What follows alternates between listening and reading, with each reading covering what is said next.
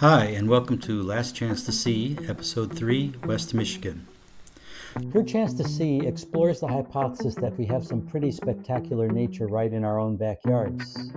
Unlike nature programming that takes us off to faraway places to see amazing wildlife in all corners of the planet, I will explore the amazing wildlife right in our backyards. And this is my attempt to demonstrate that we all have the opportunity to engage with that nature and help protect it. To help me do this, I've selected haphazard locations around the country using darts and a dartboard. Have a look. I'm using the map. On that, the broadside of a barn. Hopefully I can hit it. And darts. So let's begin. Northeastern Wyoming. Right up there in Wisconsin. Alaska, we'll take it. Having selected these locations, I now consult with local experts and talk with them about nature in their area. These local experts will share what they think is special about their locations. Together, I hope this series convinces us that we all have nature in our backyard, nature that we have a chance to protect. I hope you enjoy the series.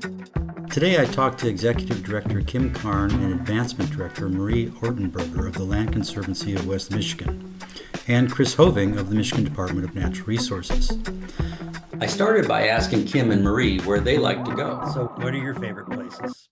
That's like asking if you have a favorite child, Mark. But It is, isn't it? I've been getting out to Salt Lake Bog just because it's kind of closer to where I am in eastern Kent County, and it's just remarkable. You can get out and get lost in the tall prairie grass. You can get out onto the actual bog itself. I'm from Colorado, so seeing bog is new for me, and it seems magical. There's plants that grow on there. There's beautiful birds that live out there. I think that the cranes that are living there now weren't there 10 years ago. So to see that there's new habitat for their homes and migration is very, very powerful to me. So I love getting out there to Salt Lake Bog. Marie. Yeah. Oh boy, it is a difficult question to answer. I also love Salt Lake Bog, but I think lately my favorite place to go has been Upriver Nature Preserve. It's a bit more of a drive for me. I have to drive an hour to get up there, but it is very rewarding. The Little South branch of the Pere Marquette River runs through there. There's about 2 miles of trail that just go through these beautiful ravines and forests, and it transitions from kind of this deciduous forest into a more conifer, cedar forest. And then in the fall, salmon come to spawn. And that's just such a spectacle. It's so cool to see. Every time I go there, I feel like I could just stand by the river for like an hour and stare at it. You spend time in a space like that, you come away and you're just in a completely new, calmer mindset. So I really treasure that place. Yeah, so where are the places you like to go now? I always like going to the lakeshore.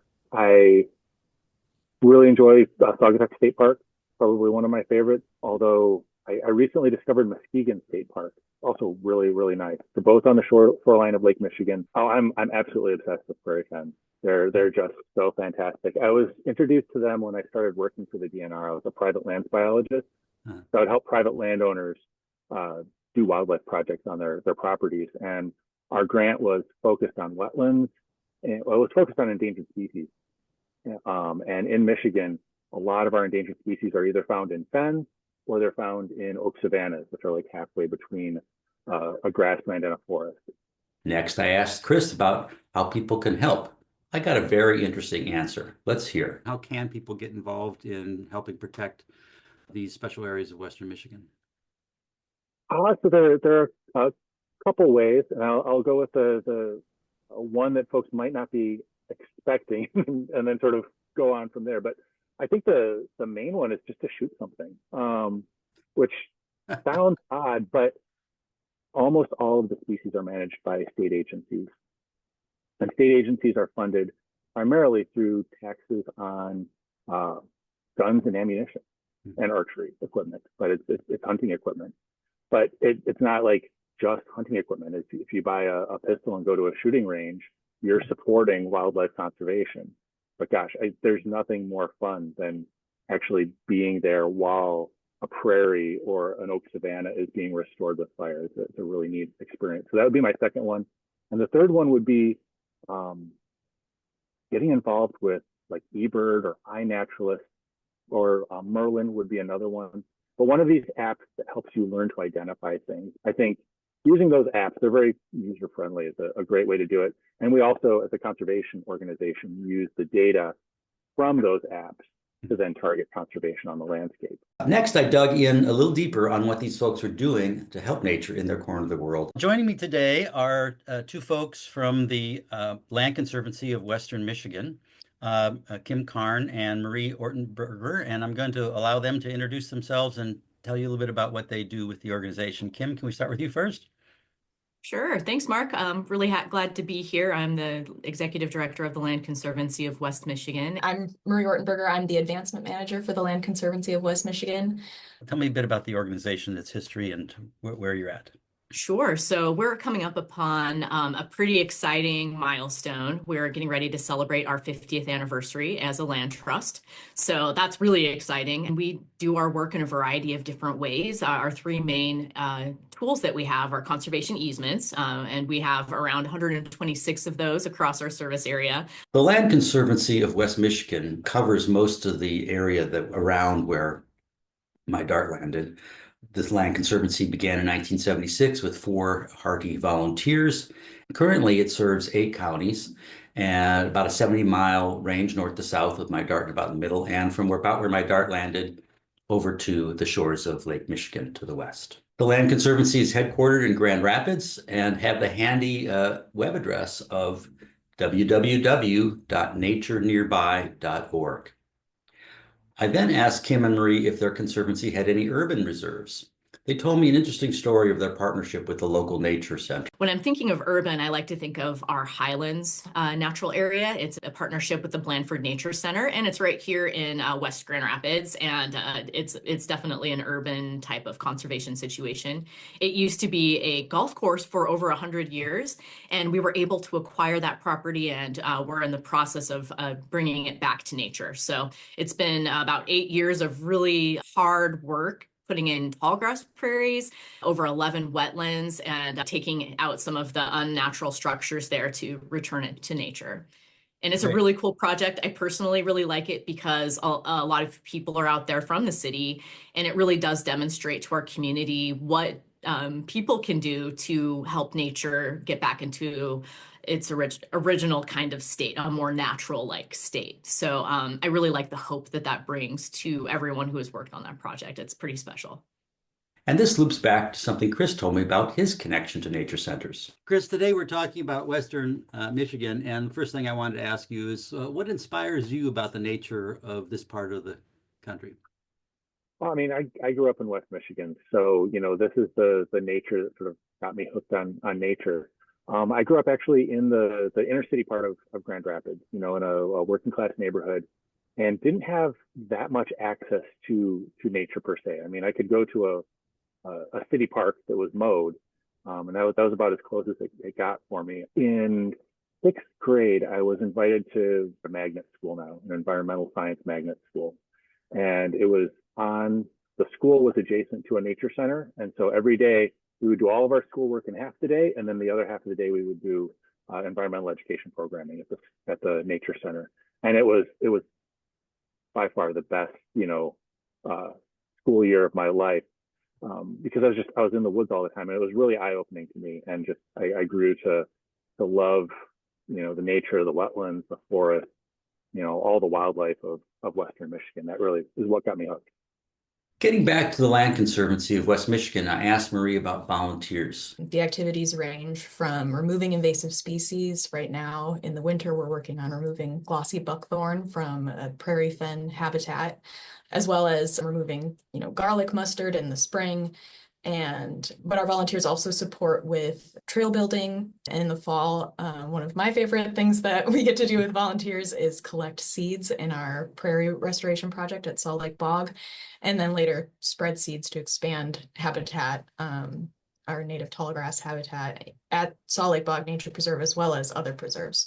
And then I asked about the Karner blue butterfly. Let me set the stage. The Karner blue is a federally listed endangered species. The butterfly is wholly dependent upon the blue lupin as a food source. The species has a very broad range east to west. It formerly went from Vermont all the way over to Minnesota. That's contracted a little bit, but a very narrow north to south range. And that with climate change, the species is not doing well on the southern portion of its range. And so this has led to conversations about whether to shift the species, both the butterfly and its lupin, further northwards. This is a novel, controversial management technique called managed relocation or conservation introductions. It's something I've done some research on. It's something that Chris and I have connected on earlier. And my dart landed just east of something called the Karner Blue Sanctuary. Do you manage habitat for Karner Blue? So we have one nature preserve where Karner Blue has been documented. That's Moss Family Nature Preserve in Kent County. At our other nature preserves, we're working to restore habitat to support Karner Blue butterflies, but they are a keystone species that does guide a lot of that decision making.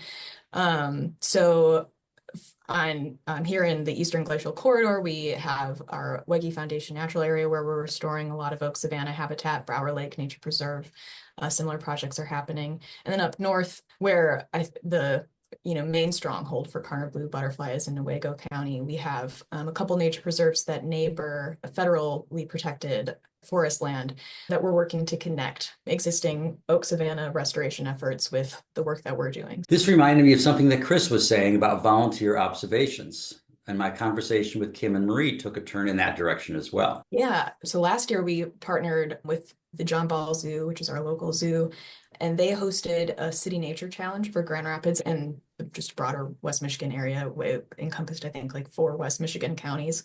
And we invited people to use iNaturalist to just have a bio blitz, identify as many species as they can. So it's a really important way to engage people with just understanding what life exists in our area, in our backyard. So thanks to Kim and Marie for sharing and to the Land Conservancy of West Michigan, which provided all the pretty pictures that you have been seeing in this presentation.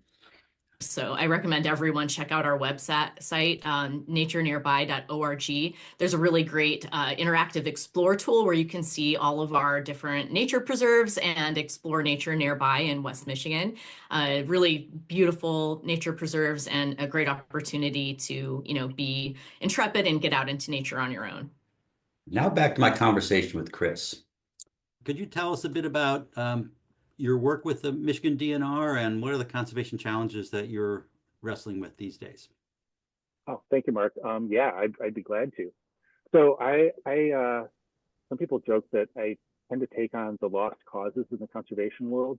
So I was the endangered species coordinator for the state of Michigan for 4 years, and then transitioned over into working on climate change and climate adaptation in particular. And so I really sort of am gravitated to the big challenges, something where even if you can move the needle a little bit, because it's such a big challenge, it's really going to have a measurable impact on wildlife conservation. So yeah, we've got there's no shortage of challenges right now. I think the main one, or the main two, I think I'd want to focus on. One is that we're in a funding crisis. Chris reported that the situation for non-game species is not great. Apparently, about 90% of the funds that come in through the tax on hunting and fishing equipment that he was talking about goes to managing hunted and fished species, with about 10% going to managing non-game species. The other challenge, I think, getting specific to my job and looking at the challenge of adapting to a changing climate, helping the wildlife adapt to a changing climate. The biggest problem I'm finding is actually lack of imagination. So usually what we want to do when we're adapting to climate change is we want to do incremental change to the conservation programs that we already have. So, if we're doing prairie restoration, let's try to increase the amount of prairie restoration that we do by 2% or 3%. But often when we look at what are the impacts from climate change, they're much larger in scope than that. We might be looking at, a need to restore. And here we had a long conversation about the challenges of climate adaptation management. This is a research interest of mine and a management interest for Chris, and where our professional lives have crossed paths. Chris and I also got around to talking about Karner blue butterflies, as Chris is the DNR expert on the species. Okay, so yeah, I've been working with the Karner blue butterfly since well, really since I started with the DNR back in 2003. So it's been, over 20 years working on this species, working with the recovery team nationally. And over time, as sort of my duties have shifted into climate change, I've been asking questions about, what's the climate vulnerability of this species? And then we loop back to things one might shoot, specifically turkeys. And I have a little bit to say about that. I was in my late 20s before I ever saw a turkey. They were very rare when I was young. And now they've become very common. I see turkeys almost every day. They're all over our campus. They're all over town. Wow, they have made a comeback across most of the country. It's one reason that I like to work with the Karner blue butterfly in particular. And that is because the habitat requirements for the Karner blue butterfly overlap so well with the wild turkeys.